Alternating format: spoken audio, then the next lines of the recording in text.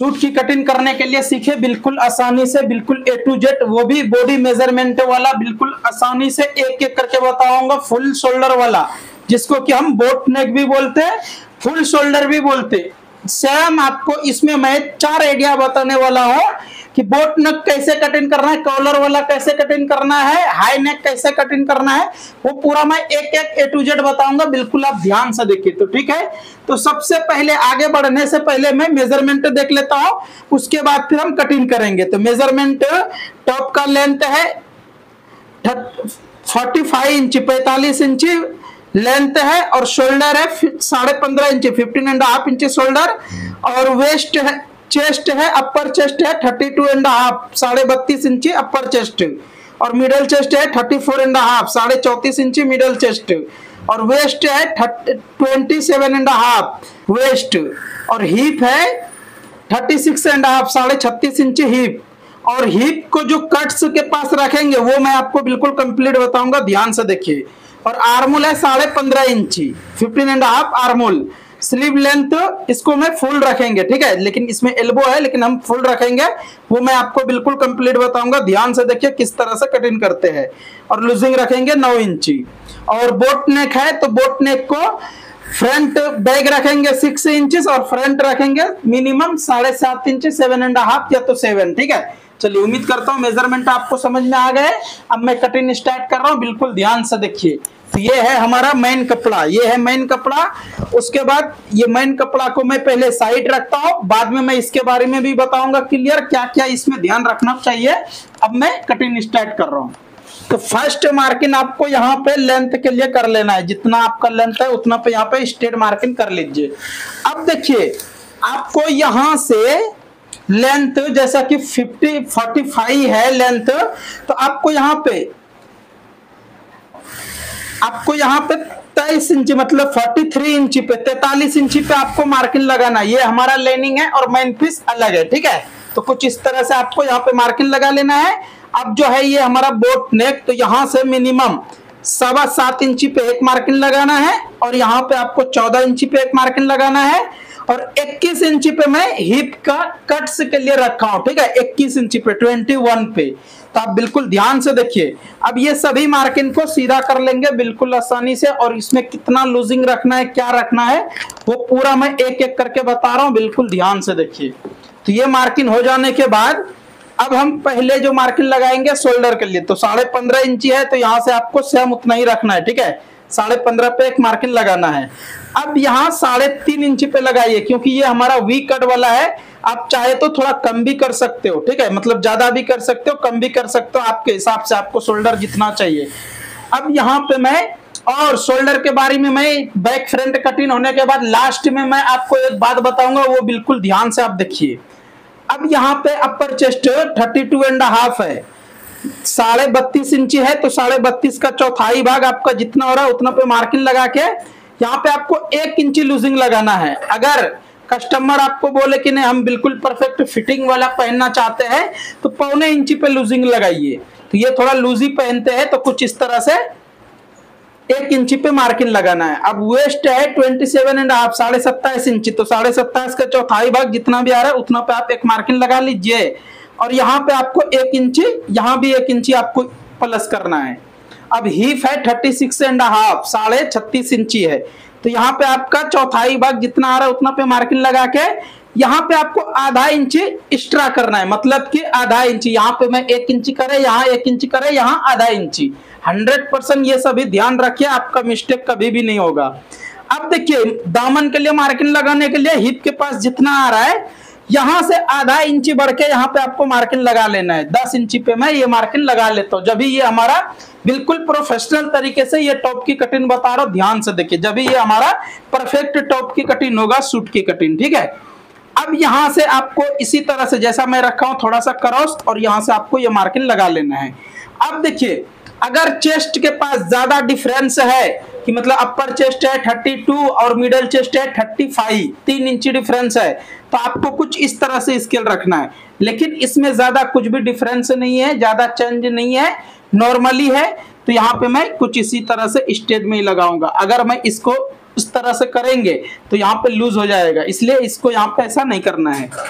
अब यहाँ पे आपको हिप के पास अगर टाइट होता है तो यहाँ पे देखिए शेप के हिसाब से, जैसा आपका कस्टमर का एक बार आप मेजरमेंट लोगे तो आपको तो आइडिया आ जाएंगे कि ये शेप हमारा किस तरह से सेटिंग होता। तो इस तरह से आपको शेप लगाना है। अब यहाँ पे आपको एक मार्किन स्ट्रेट लगा लेना है। तो ये मार्किन भी हमारा कंप्लीट हो गया।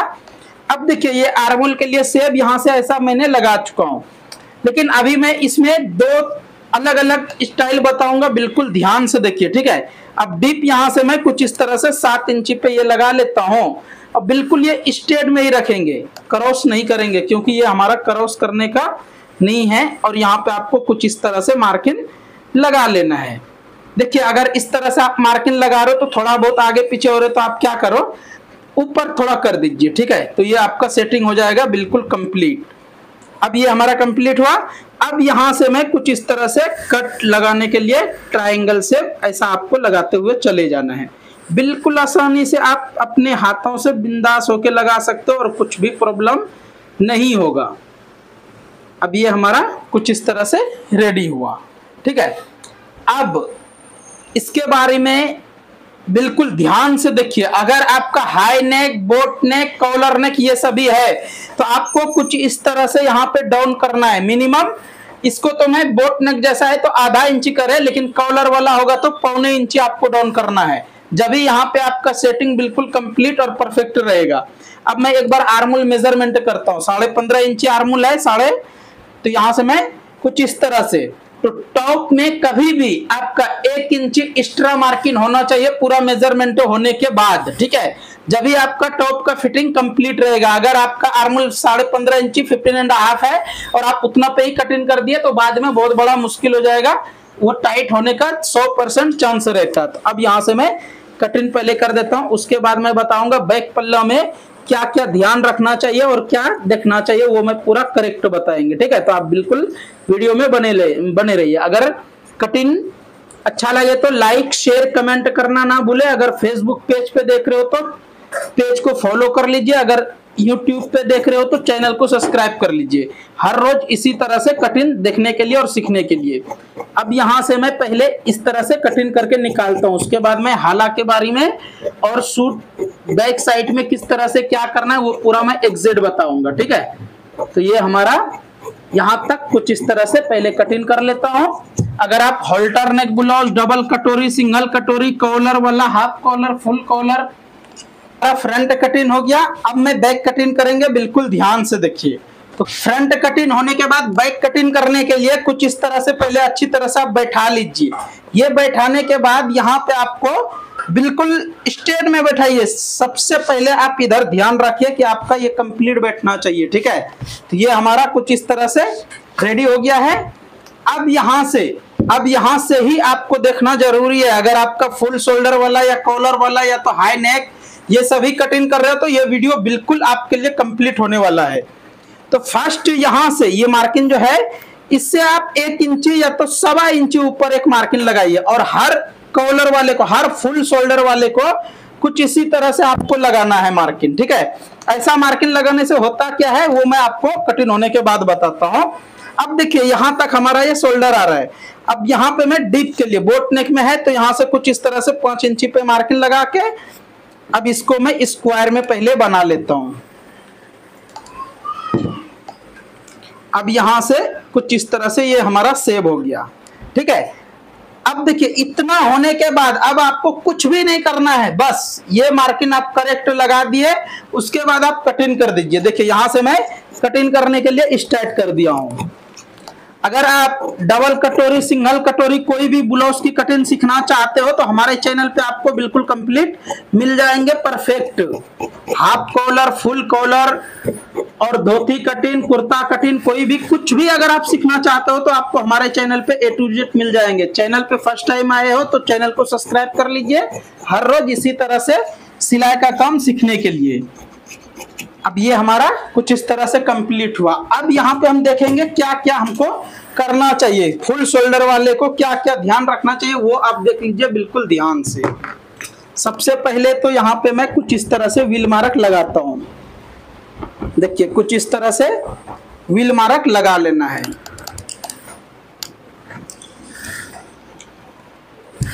ये हमारा व्हील मार्क हो गया कंप्लीट। अभी देखिए क्या क्या इसमें ध्यान रखना चाहिए वो आप बिल्कुल ध्यान से देखिए। अब यहां से मैं कुछ इस तरह से, अगर आपका एज ज्यादा है, हाइट कम है, या तो हाइट ज्यादा है एज कम है, तो आप यहाँ पे मिनिमम देखिए मीडियम हाइट वाला है तो 11 इंची पे ये मैं मार्किंग लगा के यहाँ से कुछ इस तरह से टक्स के लिए, बैग में जो टक्स लगाते हैं, ये टक्स लगाने से होता क्या है कि अगर आपका वेस्ट में लूज हो रहे या टाइट हो रहे, देखिए ये टक्स लगाने से फायदा क्या क्या है। अगर आप इस तरह से टक्स यहाँ पे लगाते हो तो बैक साइड में आपका जर्रा भी बराबर भी झोल आने का चांस बिल्कुल भी नहीं रहता, ठीक है।